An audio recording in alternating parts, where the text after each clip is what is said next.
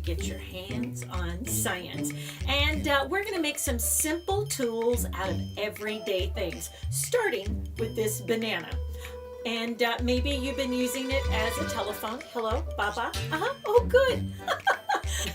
Okay, bye-bye.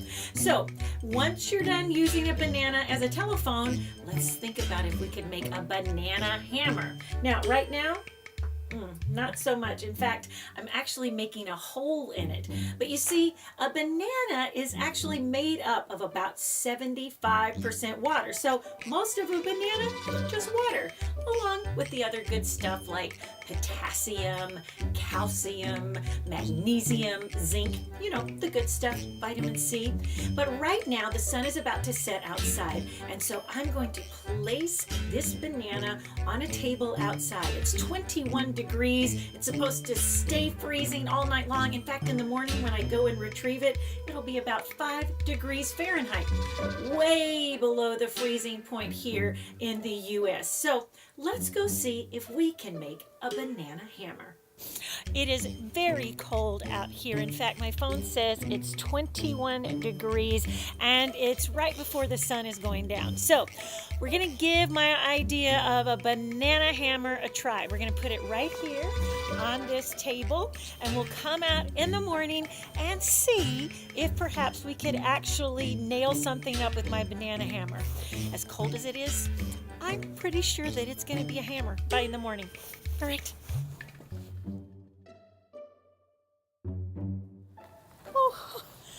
Wow, it is super cold outside and it just started snowing. So let's check on our banana and see if it's a hammer. Sounds like a hammer. Boy, is it cold out there. All right, so this banana, I will assure you, is frozen solid. And that's because the temperature all last night stayed below the freezing mark, which is 32 degrees Fahrenheit for us here in the US, or maybe 0 degrees Celsius where you live. Now, let's give our banana hammer a try. Let's see if it'll work. Look at there, are you kidding me? And would you look at there? Totally hammered that nail into there. Let's see if we can try it again. Now, it did make a little bit of a dent into the peel, but still in all, that's pretty amazing that I can use a banana as a hammer.